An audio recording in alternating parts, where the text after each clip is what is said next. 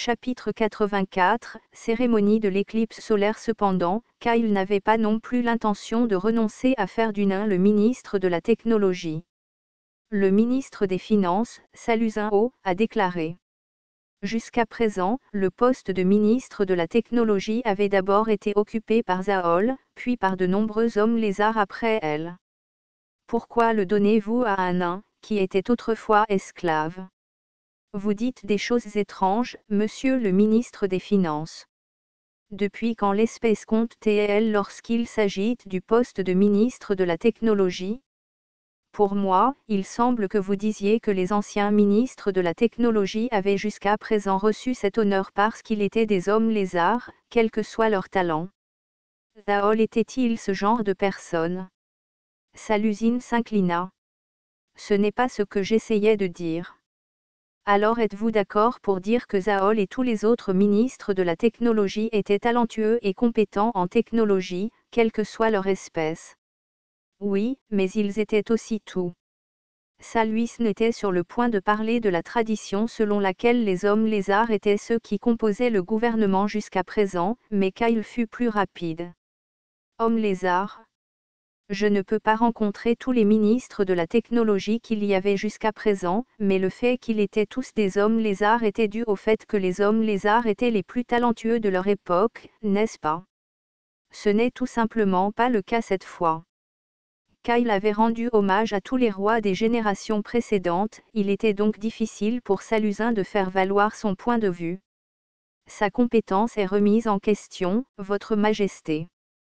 J'ai moi-même vérifié sa compétence. Avec tout le respect que je vous dois, je crois comprendre qu'un roi doit écouter les opinions de tous les autres ministres lorsqu'il choisit le bon ministre. Kyle hocha la tête et dit. Ministre des Finances, connaissez-vous l'altitude de Polaris ? Oui, je le fais. Explique-le-moi. Je suis conscient que c'est l'angle sous lequel on regarde l'étoile polaire de la sphère céleste par rapport à l'horizon. Et savez-vous quelle est l'altitude de Polaris à Horazan ? À ces mots, l'expression de Salusin Ho devint embarrassée.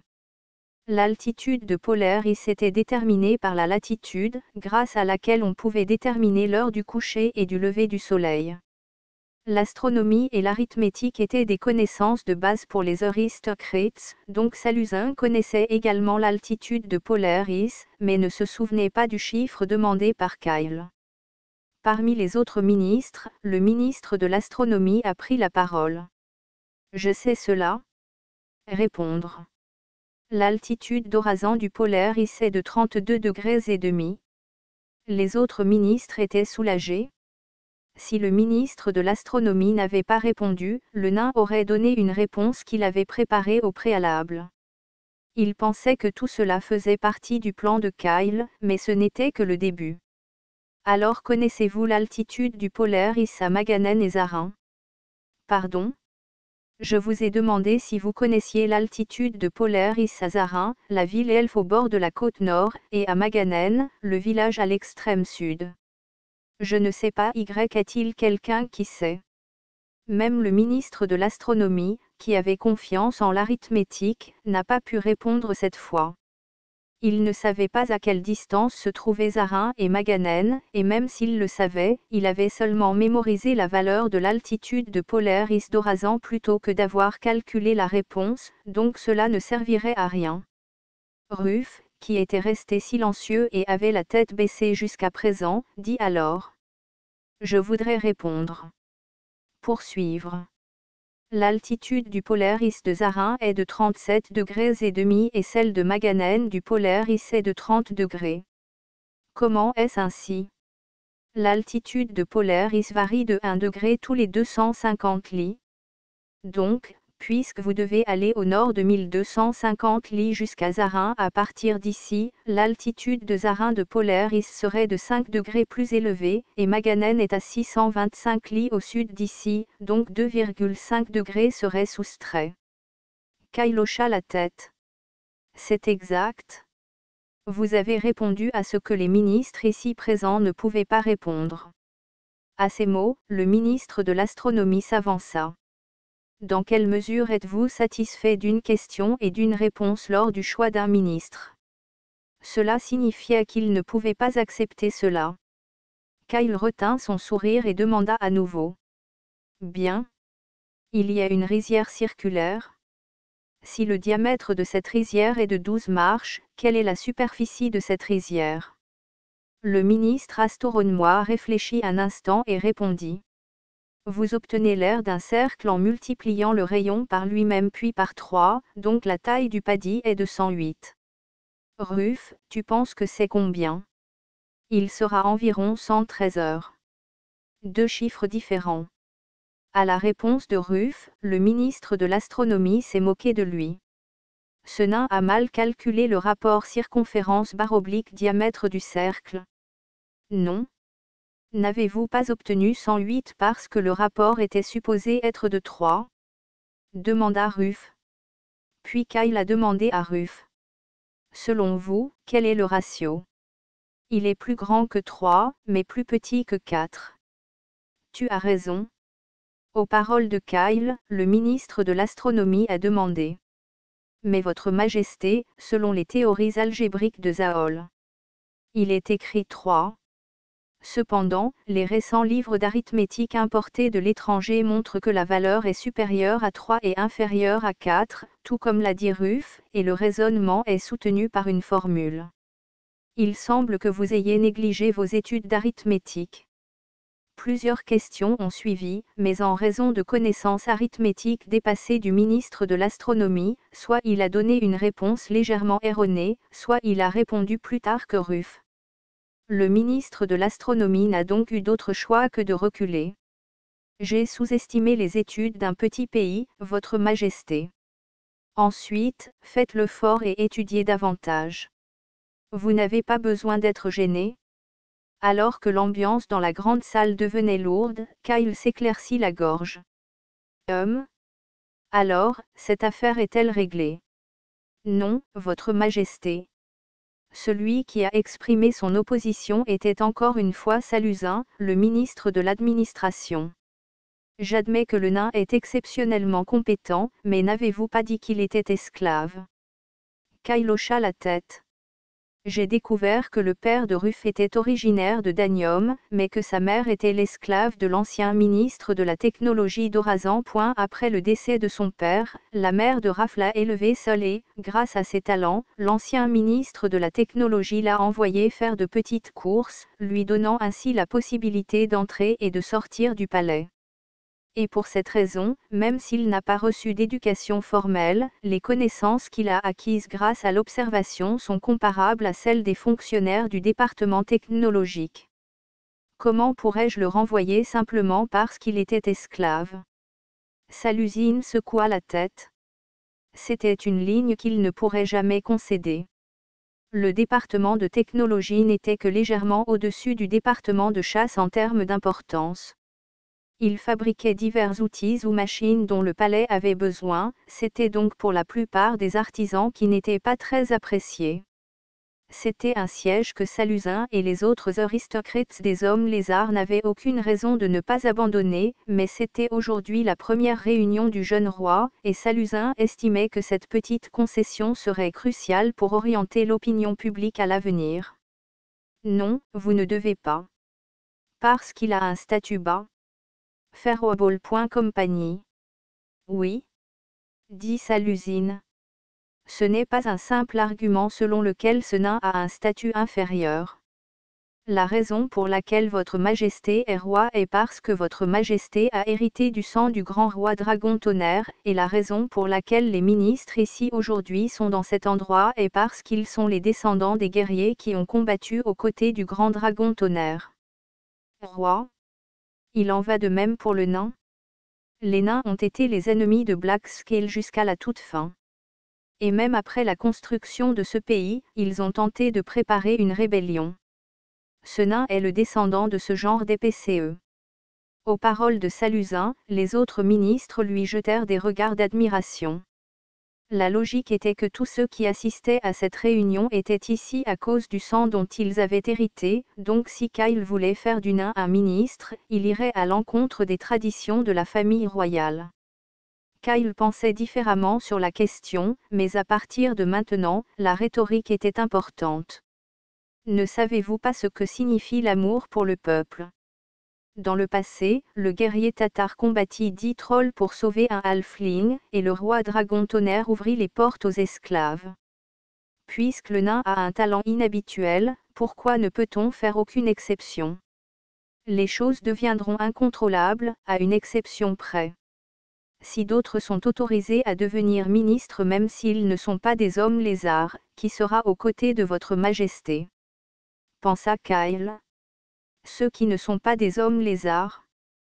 Kyle se demandait si les hommes lézards étaient vraiment bons dans leur travail et pensait qu'ils ne devraient être nommés que s'il était compétent. De plus, l'opinion de Saluzin pourrait être assez grossière envers les ministres de gauche qui s'occupaient du palais.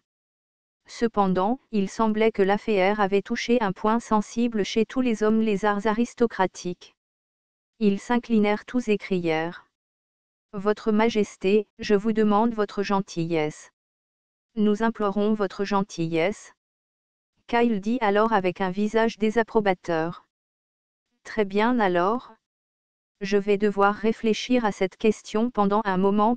Eh bien, je pense d'abord avoir Ruff comme responsable de la technologie. Êtes-vous également opposé à cela? Tandis que Kyle faisait preuve de concession, les ministres échangèrent leurs avis en se regardant tête baissée. Le département technologique était au départ un poste sans importance et il était rempli d'artisans, donc les promotions étaient rares. Du point de vue des ministres, le fait que Kyle avait abandonné si facilement leur faisait penser que Kyle n'avait pas réellement l'intention de faire du nain un ministre, mais de lui donner un poste suffisamment bon. En fin de compte, Saluzin a rendu le jugement final. Nous ne nous y opposons pas, Votre Majesté. Le département technologique est à l'origine un lieu réservé aux artisans, donc s'il est aussi talentueux que les fonctionnaires, vous pouvez le nommer comme vous le souhaitez. Alors Ruff, c'est tout pour l'instant. Vous pouvez partir pour aujourd'hui. Oui, Votre Majesté. Ensuite, Kyle est passé directement à l'ordre du jour suivant. Le prochain sujet concerne la prochaine éclipse solaire. Lors de la réunion de ce jour, les ministres n'ont pris aucun des sujets à la légère. Shunlei Khorasan, le deuxième fils du défunt roi de la Sérénité, était assis seul sur le large marou du temple du ciel nocturne. Aux heures de culte, le lieu était rempli de prêtres et de croyants du ciel nocturne venant de divers endroits pour prier, mais au milieu de la nuit, il était normal qu'il n'y ait personne. Habituellement, il était aussi temps pour Shun de s'endormir, mais Shun était actuellement en proie à une inquiétude. Comment une chose pareille est-elle arrivée? L'éclipse solaire approchait. Cela en soi n'était pas surprenant pour ceux qui savaient que cela allait arriver. Shun a également compris que l'éclipse solaire était un phénomène dans lequel la Lune couvrait brièvement le Soleil. Et comme il s'agissait de phénomènes astronomiques majeurs, ils étaient enregistrés sans faute et, sur la base de ces enregistrements, il était possible de calculer quand et où aurait lieu une éclipse solaire. Cependant, une éclipse solaire n'était pas quelque chose que tout le monde comprenait, car tout le monde n'était pas doté de telles connaissances. Sans aucune connaissance, une éclipse solaire serait considérée comme un événement étrange et terrifiant qui rendrait soudainement tout sombre, même en plein milieu de la journée. Il serait heureux que cela soit simplement considéré comme un phénomène étrange, mais il était inévitable que certains y réfléchissent trop. Soit comme un présage ou une révélation liée à Dieu, soit comme un signe inquiétant sur l'avenir. Surtout pour ceux qui croient au Night Sky, il semblerait que l'ordre établi soit rompu. Certains pourraient même profiter d'une éclipse solaire pour provoquer le chaos dans le pays. Et pour éviter qu'une telle chose ne se produise, l'ordre religieux Night Sky a observé les phénomènes astronomiques et a prévenu les gens à l'avance. Lorsque les prêtres ont informé les gens de ce qui allait se passer et leur ont dit que cela n'avait rien à voir avec la volonté de Night Sky, cela a permis à chacun de conserver sa tranquillité d'esprit. Par conséquent, les observations et prévisions astronomiques de l'ordre doivent être précises. Si les observations astronomiques faites par l'ordre étaient fausses, la confiance des gens dans Night Sky s'affaiblirait. Ainsi, jusqu'à présent, les membres de l'ordre religieux organisaient la cérémonie de l'éclipse solaire à côté du palais plutôt que de porter un jugement uniquement sur la base de leurs propres connaissances. Et comme Shun, qui était jeune prêtre, avait été membre de la famille royale, il a été chargé d'organiser la cérémonie de l'éclipse solaire, qui était une sorte de rituel permettant de prédire l'éclipse solaire. Étant donné qu'il s'agissait d'un effort conjoint entre le palais et l'ordre religieux Night Sky, l'ordre avait décidé que ses antécédents seraient utiles. Et ce n'était pas non plus une tâche difficile. Le prêtre chargé de la cérémonie de l'éclipse solaire se verrait présenter 3 prédictions faites par les prêtres du calendrier de l'ordre du ciel nocturne, les fonctionnaires astronomiques du palais et le roi. Et le prêtre devait choisir celui qu'il pensait être le plus correct et organiser alors la cérémonie de l'éclipse solaire. Dans le passé, les 3 prédictions avaient toujours été les mêmes. Mais pourquoi sont-ils différents cette fois-ci ? Les horaires proposés par les prêtres du calendrier de Night Sky et les responsables astronomiques étaient les mêmes. Cependant, l'heure présentée par le roi, Kaile Khorasan, était 4 heures plus tard que les 2 autres prédictions.